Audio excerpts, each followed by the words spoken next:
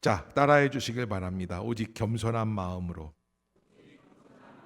다시 한번 오직 겸손한 마음으로. 예. 11월을 감사의 계절로 지내라라고 말씀을 드렸는데 제가 이렇게 지내보니까 어떤 일이든지 감사해야지 된다라는 것은 쉬운 일이 아니더라라는 걸 다시 한번 깨달았어요. 특별히 내 생각, 내 판단이 살아있으면 더욱이 무조건 감사하는 것이 억지 같은 마음이 들었습니다. 진정한 감사라고 느끼지 못했다라고 하는 것이죠. 그래서 저는 감사와 더불어서 우리가 꼭 기억해야 할 신앙의 덕목이 있다면 바로 겸손이라고 하는 덕목이 필요하다라고 생각하게 되었어요. 이 겸손이라고 하는 것은 단순히 허리를 굽혀 인사를 잘하는 것이 겸손이 아니죠. 그래서 사막에서 하나님 앞에 기도했던 사막의 교부들은 겸손이라는 것을 마음이 깊어지는 것이다 라고 표현을 했습니다. 따라해 봅시다. 진정한 겸손은 마음이 깊어지는 것입니다. 그래서 예수님께서도 베드로에게 갈릴리 호숫가에서 처음 만나셨을 때 어디로 가서 그물을 내려라 말씀을 하십니까? 깊은 곳으로 가라. 겸손한 마음이 정말 깊어지는 것. 그래서 교만한 사람은 위치는 높지만 본래 얕아 버린다. 얕아요. 신앙이 얕아요. 교만한 사람은 그런 사람이죠. 그러나 겸손한 사람은 지위는 낮지만 깊은 자리에 있다. 겸손은 그래서 낮아지는 것이 아니라 깊어지는 것입니다. 아멘. 따라해 봅시다. 낮아지는 것이 아니라 더 깊어집시다. 겸손한 마음은 상황의 표면 넘어 이 표면적으로 드러나는 일들이 있죠. 근데 겸손한 사람은 그 너머를 볼 수 있는 거예요. 영적인 핵심을 볼 줄 아는 마음이에요. 바울은 자기보다 남을 낮게 여기라. 그는 순서보다 깊이를 말했다라고 할 수 있습니다. 깊은 마음은 상대방의 연약함 속에서도 하나님이 하실 일들을 볼 수 있는 거죠. 그런 면에서 우리는 표면보다 표면 너머에 있는 하나님의 섭리를 보려고 할 때 절망이 올 때는 절망은 우리를 비참하게 만들죠. 키에르케고르는 그래서 절망이 우리를 낮아지게 하지만 이 낮아짐은 하나님에 이르게 한다. 여러분 혹시 절망 가운데 계신 분들이 계십니까? 하나님께서 우리에게 절망을 주시는 이유가 있다는 거예요. 뭐예요? 우리가 낮아지면서 낮아짐으로 인하여 하나님에게 이르는 통로에 이르게 된다라고 하는 것이. 아멘. 그러니까 여러분 낮아지면 낮아질수록 누구에게 더 가까이 가는 거예요? 하나님께 가까이 가는 거예요. 높아지면 높아질수록 누구에게 가까이 갑니까? 그럼 사탄 마귀에게 가까이 갈 수 있어요. 그러기에 우리가 내가 높다고 생각을 하고 내가 대접을 받아야 된다 생각을 하고 나의 권위가 실현이 돼야 된다, 나의 이익이 무엇이냐 생각하기 시작하면 점점 하나님과 거리가 멀어질 수 있다는 거예요. 오히려 실패와 연약함 때문에 우리의 고개를 들지 못할 때 그 자리가 바로 겸손의 골짜기요 하나님과 가장 가까이에 있는 자리다. 그래서 영적인 사람이었던 파스칼은 인간이라는 것을 존재를 얘기할 때 인간은 위대함과 비참함 사이에 있다라는 얘기를 해요. 인간은 위대함과 비참함 사이에 있다. 그는 인간을 고귀한 비참함이라고 불렀다고 그래요. 고귀한 비참함은 뭘까? 인간은 하나님의 형상이기 때문에 고귀한 존재이지만 죄로 인해 무너져서 비참한 존재다. 하나님의 형상을 담고 있기 때문에 고귀한 존재입니다. 그러나 죄로 인해 무너질 수밖에 없기 때문에 비참한 존재이기도 합니다. 그래서 겸손한 사람은 이 두 가지를 동시에 인정할 줄 아는 것이에요. 인간이 교만해지면 비참함을 잊고 인간이 절망하면 고귀함을 잊는다. 잊어버리지 마시고 인간이 아무리 높아져도 비참한 죄인임을 잊지 않으시고, 그 다음에 인간이 절망해서 아무것도 할 수 없다고 생각할 때에도 하나님의 형상을 담은 존재라는 고귀함을 잊지 마시기를 주의 이름으로 부탁합니다.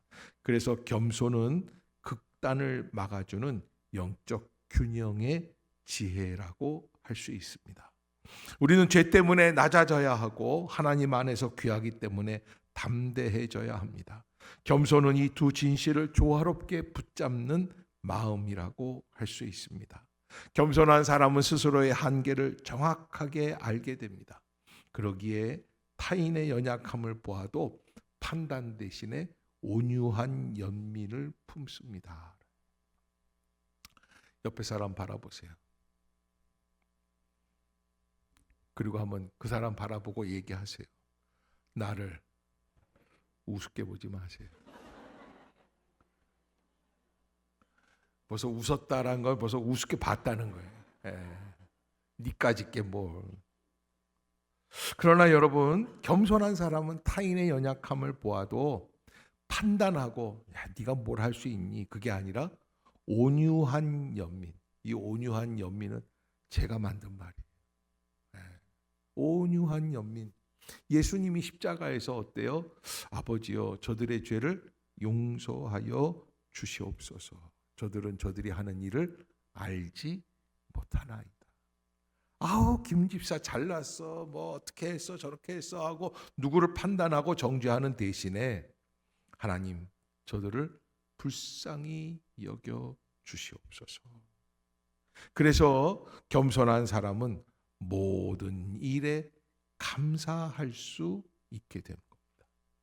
그러기에 진정한 겸손이 우리의 마음에 자리 잡게 될 때 진정한 감사가 시작될 수 있다는 것이.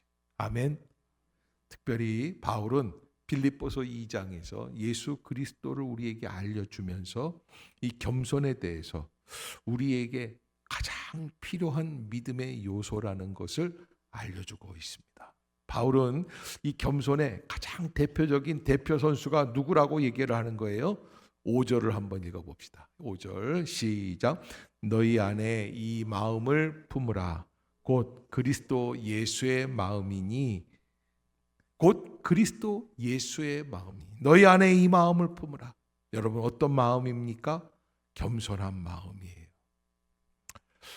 이 마음을 하나님 앞에서 어떠한 사람으로 해야지 되는가? 첫 번째 보면은 2절에 보면 이렇게 돼 있어요. 마음을 같이 하여 같은 사랑을 가지고 뜻을 합하며 한 마음을 품어.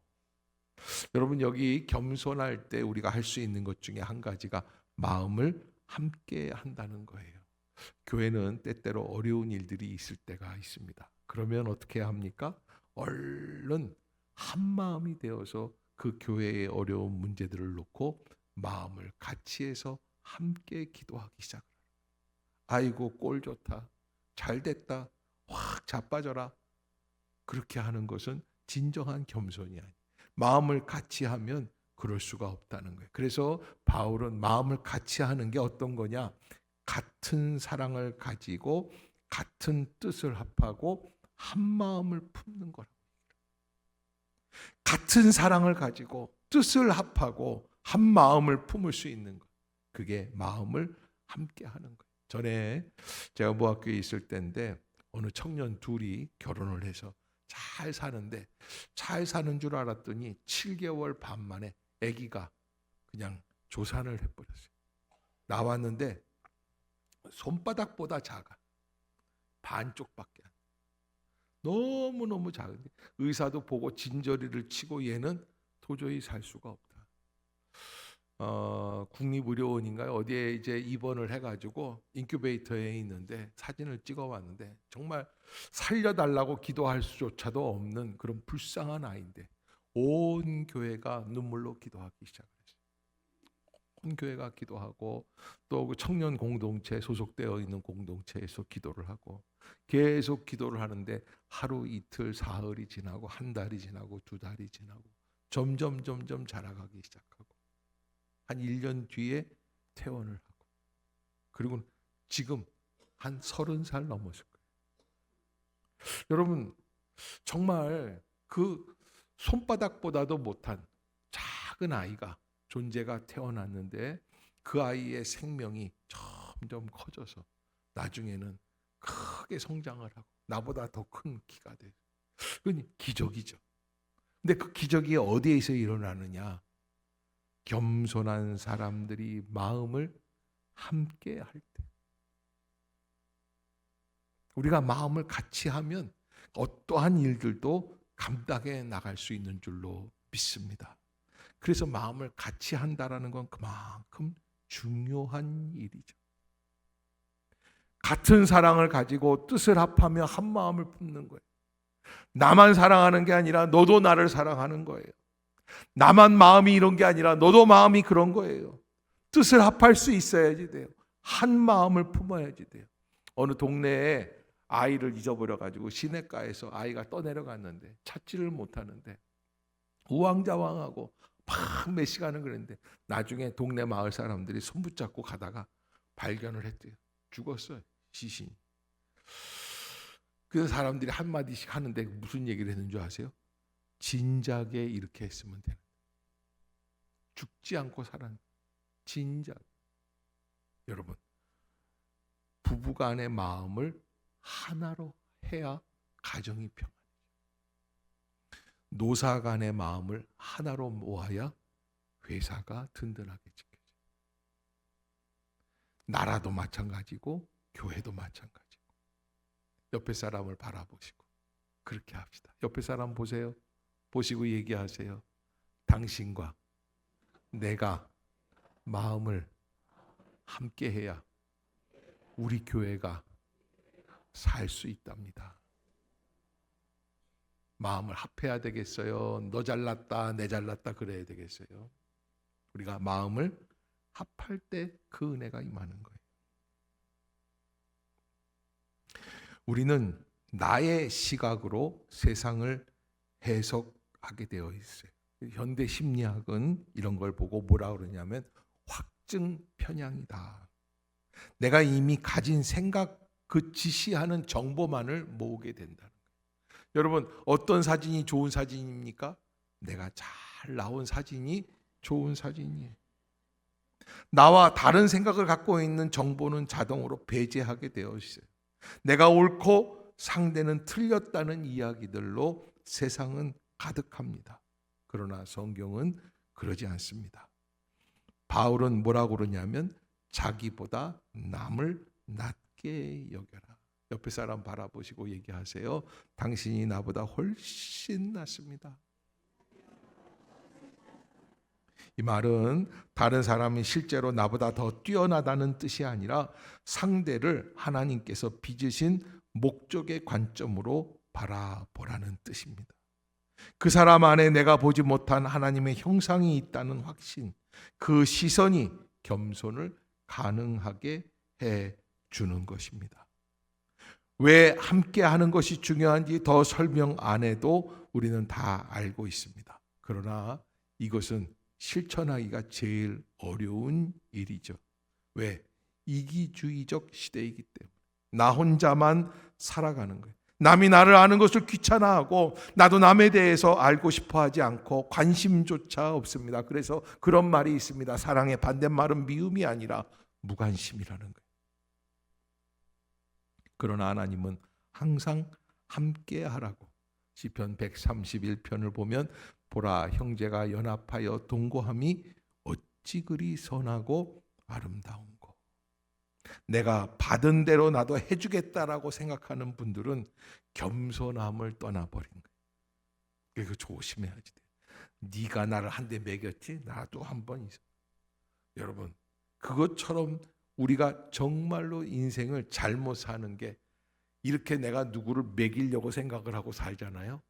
어디서 또 다른 주먹이 날라와서 나를 매기는 것을 볼 수가 있습니다.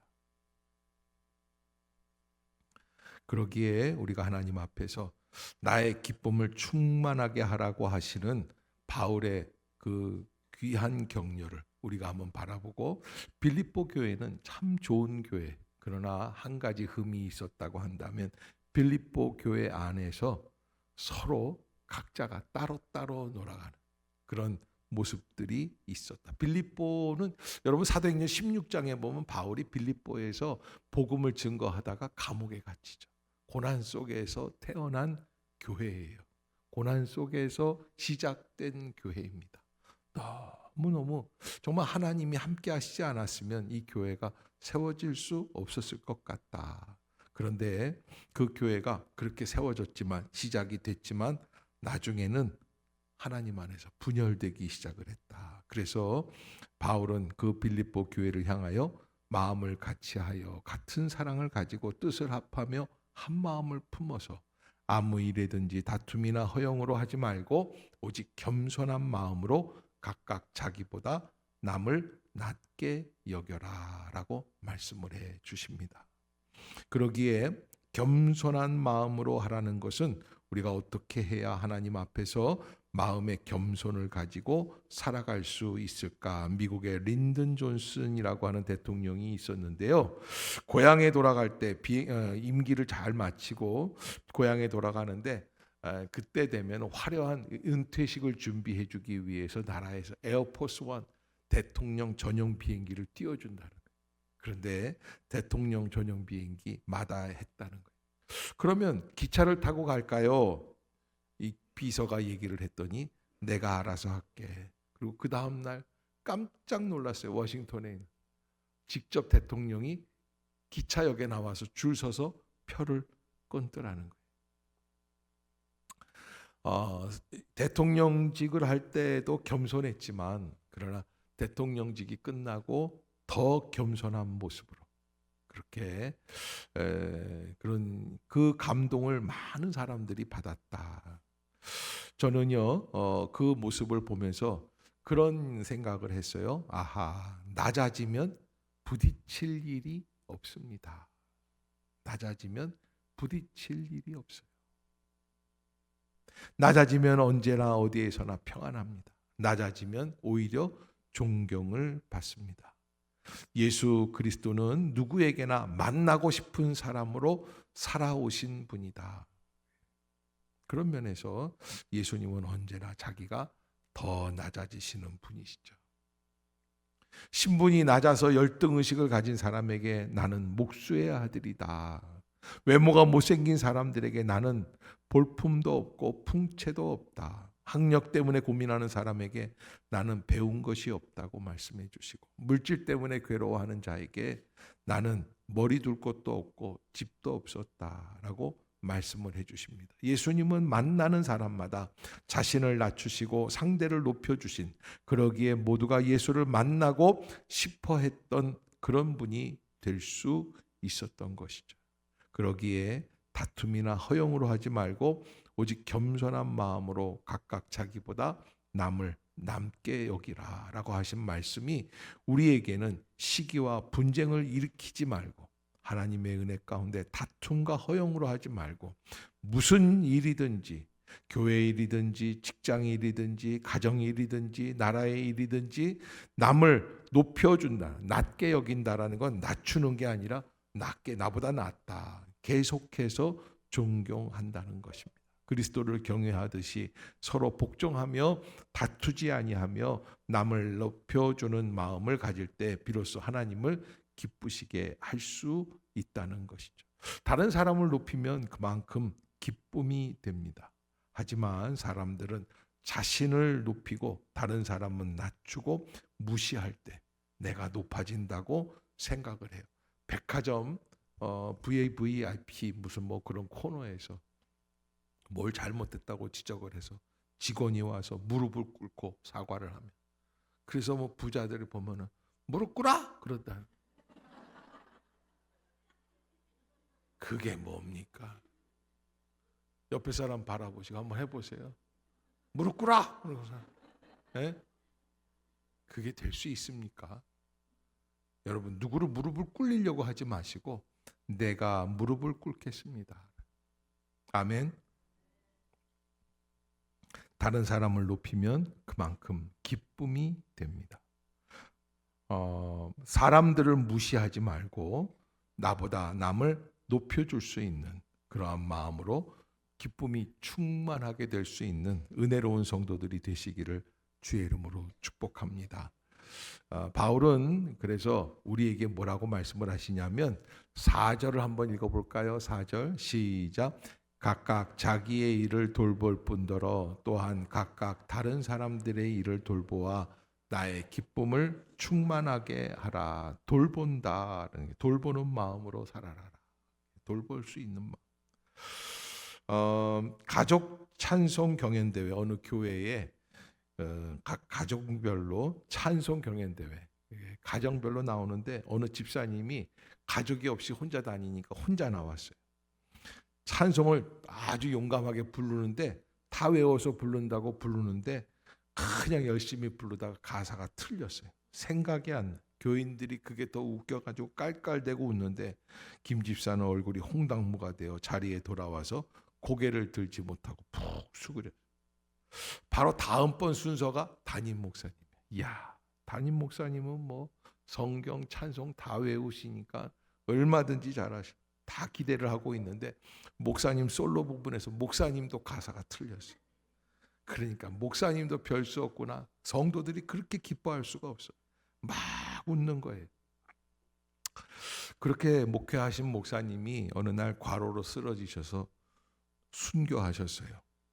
장례를 마치고 장로님들이 모여서 목사님 방에 들어가서 유품을 정리하는데 일기장을 발견했는데 일기 가운데 이런 내용이 있었습니다. 7월 14일 교회 가족 찬송 대회가 있었다. 김 집사가 찬송을 부르다 틀려서 교인들이 다 웃었는데 김 집사가 너무 무안해해서 분위기가 이상해지는 것 같아. 그 다음 차례로 우리 가정이 찬송 부를 때 나도 일부러 틀리게 불렀다. 교인들은 깔깔대며 일제히 웃었다. 그때 김 집사를 쳐다보니 목사님도 별 수 없구나라는 생각에 안도하는 것 같았다. 오늘도 작은 일로 한 영혼의 위로를 줄 수 있어서 기쁜 하루였다. 자, 여러분, 저는 일기를 안 쓰니까 제 방에 들어와서 일기장 검사하려고 하지는 마세요. 그런데 내가 폼을 잡으면 상대방이 더 낮아지게 되죠. 그러지 마시고 그 사람을 위해서 내가 좀 망가질 수도 있는 마음을 가져야지 되는 거예요. 그래서 다른 이의 사정과 형편을 돌보는 마음이 바로 우리에게는 가장 겸손한 마음이라 생각이 듭니다. 사람들은 눈에 보이는 모습으로 판단합니다. 문제가 보이면 비판부터 먼저 합니다. 그러나 비판하기 전에 도울 수 있는 일을 찾는 것이 하나님의 기쁨을 충만하게 하는 마음입니다. 아무리 오랫동안 교회를 다녔어도 교회 일이나 다른 성도의 일에 관심이 없다면 참된 그리스도인이라 부를 수 없게 된다는 것이죠. 자기 자신의 기쁨과 만족에만 관심이 있다고 합니다. 그러나 하나님은 사람에게 기쁨을 주고 하나님께 기쁨을 드리려는 자를 찾고 또 찾으신다. 그러므로 하나님의 충만한 기쁨이 되기 위해 힘써야 할 것입니다. 세상도 자신의 이익을 위해 하나가 되어 서로에게 관심을 가지는데 하물며 교회가 그렇지 못하다면 교회의 진정한 사랑의 정체성을 잊어버리게 될 수 있다는 것이죠. 교회는 웅장한 건물이 상징이 아니라 이 시대를 빛과 소금의 역할로 살아내는 교인들이 상징이어야 합니다. 교인이 바로 설 때 바른 교회가 될 수 있습니다. 그러기에 나의 기쁨을 충만하게 하라는 바울의 외침은 교회가 교회다워지는 것이고 성도가 성도다워지는 것을 의미합니다. 교회가 교회다워지고 성도가 성도다워질 때 비로소 세상에 기쁨을 줄 수 있으며 하나님의 충만한 기쁨이 될 줄로 믿습니다. 그러기에 겸손은 상대방의 잘못을 무효화시킬 수 있다. 내가 상대를 나보다 낮게 높여둔다면 상대의 잘못이 나를 짓누르지 못한다라는 얘기가 있어요. 나보다 못한 사람이 나를 판단할 때 화가 납니다. 그러나 나보다 뛰어난 사람이 잘못할 때 이상하리만큼 화가 나지 않는다는 거예요. 그 이유는 단순합니다. 겸손은 내 자아의 방어벽을 낮추어 상대의 행동이 내 자존심을 찌르지 못하게 만드는 힘이라는 것이죠. 겸손은 관계를 치유하는 영적 통로, 성령은 높은 마음보다 낮은 마음에서 역사하신다는 거예요. 그러기에 충돌이 생기고 낮은 마음에는 연결이 생기고 깊은 마음에는 치유가 일어난다라는 것. 따라해 봅시다. 높은 마음에는 충돌이 생기고 낮은 마음에는 연결이 생기고 깊은 마음에는 치유가 일어납니다. 성령께서는 늘 낮은 곳, 깨진 곳, 무너진 곳으로 흘러가고, 그래서 겸손은 그 길을 열어주는 영적 개방성을 의미합니다. 그러기에 예수님은 신적 능력이 부족해서 낮아지신 것이 아니라 사랑으로 스스로 낮아지셨다. 이걸 자기 비움이라고 표현을 합니다. 케노시스라고 하는데 사랑의 실천이자 우리를 살리기 위한 자기 희생의 결정이죠. 우리가 하나님 앞에서 어떻게 살아갈 수 있습니까? 여러분, 하나님이 우리가 낮아질 때 그곳에서 일하시는 거죠. 그러기에 어거스틴은 이런 이야기를 우리에게 남겼어요. 겸손하지 않으면 주님의 은총에 들어가지 못한다. 따라해 봅시다. 겸손하지 않으면 주님의 은총에 들어가지 못한다. 옆에 사람 보세요. 얘기하세요. 당신은 들어갈 자격이 있습니까? 네. 따지듯이 묻지 마시고 분명히 옆 사람한테 얘기하라는데 나 쳐다보고 째려보면서 말하는 사람이 있어요. 하나님은 낮은 자를 향해서 내려오시고 높은 자는 스스로 무너지게 되어 있다. 그래서 겸손이란 자기 비하가 아니라 진리를 향해 자신을 열어놓은 마음의 태도라고 할 수 있습니다. 그러기에 하나님과 인간이 만나는 첫 번째 문이 바로 겸손이라는 것이죠. 교회에서 갈등이 생길 때가 종종 있는데 내가 더 많이 안다는 사람들 사이에서 생긴다고 해요. 그래서 토마스 아켄퍼스는 네가 아는 것을 내려놓아야 비로소 그리스도의 마음을 배울 수 있다라고 합니다. 우리 교회는 많이 아는 사람이 별로 없어서 갈등이 없다는 게 참 감사한 이야기일 뿐입니다. 목사도 무식하고 성도도 무식하고 우리 청년들도 보면 좀 대체로 무식한 것 같아서 너무 감사해요. 아는 체 하지 맙시다. 안다고 교만하지 맙시다. 하나님께 물어봅시다.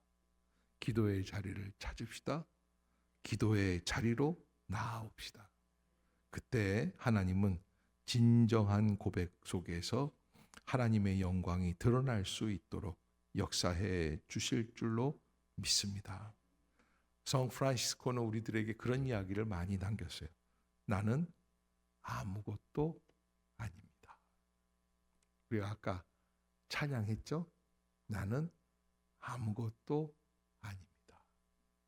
오늘 끝 찬양은 그 찬양으로 좀 했으면 좋겠는데 나는 아무것도 아닙니다.